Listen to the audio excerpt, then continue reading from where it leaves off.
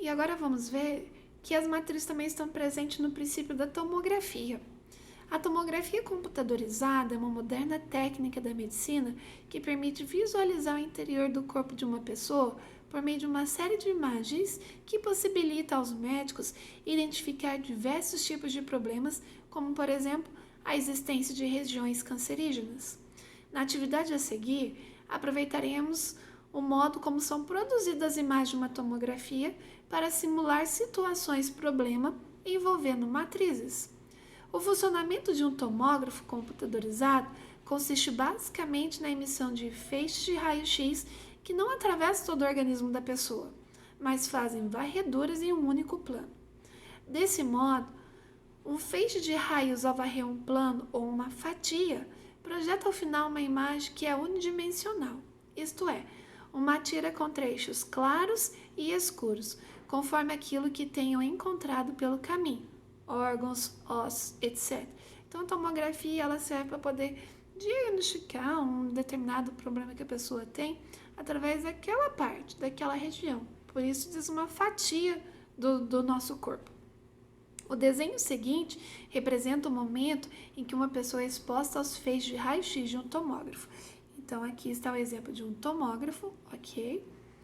E quem já passou por esse tipo de exame sabe que durante cerca de meia hora, um grande equipamento executa movimentos circulares e ruidosos, como se estivesse de fato fatiando o nosso corpo com os feixes unidimensionais de raio-x. O feixe de raio-x emitido em um único plano projeta uma tira com trechos claros e escuros, como neste desenho.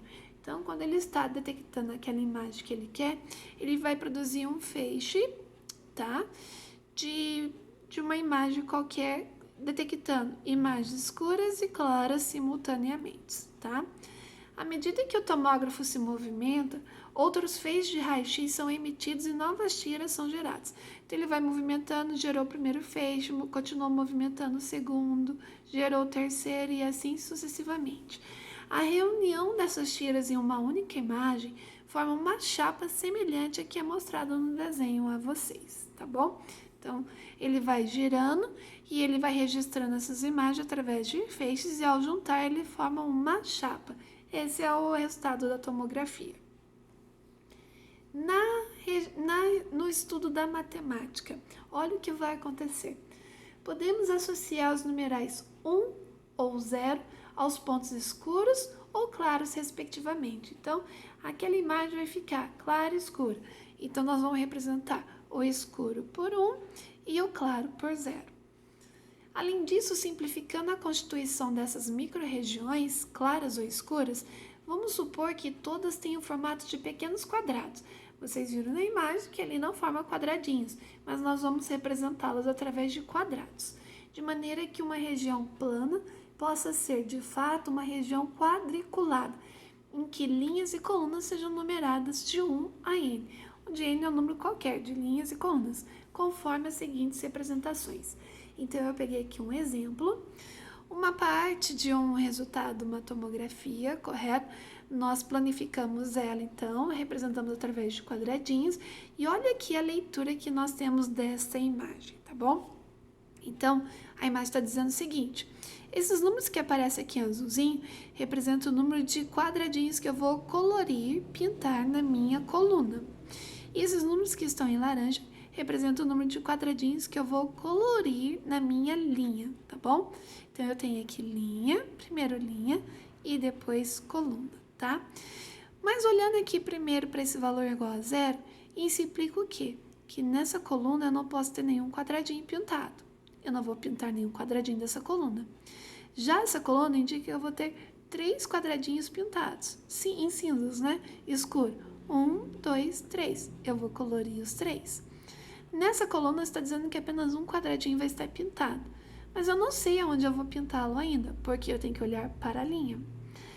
Essa linha indica que vai ter um quadradinho pintado, lembrando que aqui já foi pintado um, então eu não posso pintar mais nenhum, fica somente esse um. Já nessa linha aqui fala que eu tenho que ter 2 quadradinhos pintados, e eu lembro que só aqui estava pintado, então eu tenho um quadradinho pintado. Se eu preciso de 2, então eu só posso colorir esse quadradinho aqui. Por quê? porque aqui eu não posso ter nenhum pintado, então esse vai ter que ficar em branco. Então, o quadradinho pintado que faltava para essa coluna vai ser esse daqui. E nessa linha aqui eu só posso ter um quadradinho pintado e já é esse daqui que eu já pintei nessa coluna e eu não posso pintar nenhum mais, tá? Olha essa outra imagem aqui. Está dizendo o seguinte, na coluna eu vou ter um quadradinho pintado, aqui 2 e aqui 1. Na linha eu tenho que ter 3 pintados, aqui nenhum e aqui 1. Então, vamos associar isso agora. Bom, se está dizendo que nessa linha eu tenho que ter 3 quadradinhos pintados, esses 3 vão ter que estar pintados. Se aqui está dizendo que eu não vou ter nenhum pintado, eu vou ter que deixar os 3 em branco. Se aqui está dizendo que eu vou ter que ter um pintado, agora eu vou ter que verificar onde que esse aqui vai estar pintado. Se é aqui, aqui ou aqui. Então, agora eu olho para a coluna. A coluna está dizendo que eu vou ter que ter um quadradinho pintado aqui. Como esse já estava pintado pela linha, ele já representou da coluna também. Eu acabei pintando ele. Lembrando que essa linha já estava pintada, então esse quadradinho já estava pintado. Isso aqui eu preciso ter 2 quadradinhos pintados. Então, esse já está pintado, eu preciso de um aqui ou aqui. Mas aqui não pode ser pintado, porque aqui é 0, nessa linha. Então, eu só posso pintá-lo aqui. Então, pintando esse quadradinho para completar os 2, eu acabei encontrando aonde que tinha que ser pintado esse. E nessa coluna aqui, dizia que eu só poderia ter um quadradinho pintado. Como eu já tinha pintado os 3 nessa linha aqui, eu já encontrei o meu 1, que tinha que ser pintado. Traduzindo essa imagem aqui agora para uma matriz. Lembrando que a parte escura eu represento pelo 1 e a parte clara eu represento pelo 0.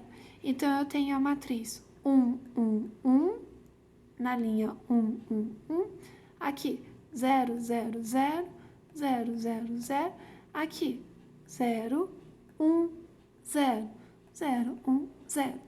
Olha esse próximo exemplo aqui. Então, nessa coluna, eu só vou ter um quadradinho pintado, nessa eu vou ter 3, nessa eu tenho que ter 2. Nessa linha eu tenho que ter 2 quadradinhos pintados, nessa linha eu tenho que ter 3 quadradinhos pintados e nessa linha eu tenho que ter um quadradinho pintado.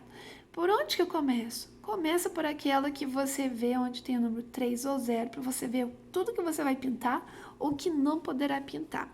Então, tá dizendo que nessa coluna eu tenho que ter 3 quadradinhos pintados. Eu vou pintar esses 3. Está dizendo que nessa linha tem que ter 3 quadradinhos pintados. Eu vou pintar esses 3, tá? Esse quadradinho, então, por enquanto, não existe. Mas aí eu vejo que nessa linha aqui eu tenho que ter 2 quadradinhos pintados. Então, esse primeiramente está em branco e esse está em branco. Mas aí eu vejo que nessa coluna aqui eu só posso ter um pintado e esse já está pintado. Então, eu não posso pintá-lo aqui. Então, eu tive que pintá-lo aqui. E eu vejo que ao pintá-lo aqui, eu já fechei essa coluna também, que precisava de 2 pintados, ok? E essa linha aqui pedia somente um pintado. Esse já estava pintado através dessa coluna aqui. Eu não poderia pintar nem esse, correto? Traduzindo essa imagem agora nossa para uma matriz. Lembrando que a região branca é 0 e a região pintada é 1. Então, eu tenho a matriz 0, 1, 1, 0, 1, 1, 1, 1, 1, 1, 1, 1 e 0, 1, 0, 0, 1, 0. Aqui está, então, a representação das matrizes através da leitura das imagens. Aqui um pequeno exemplo da nossa tomografia, ok?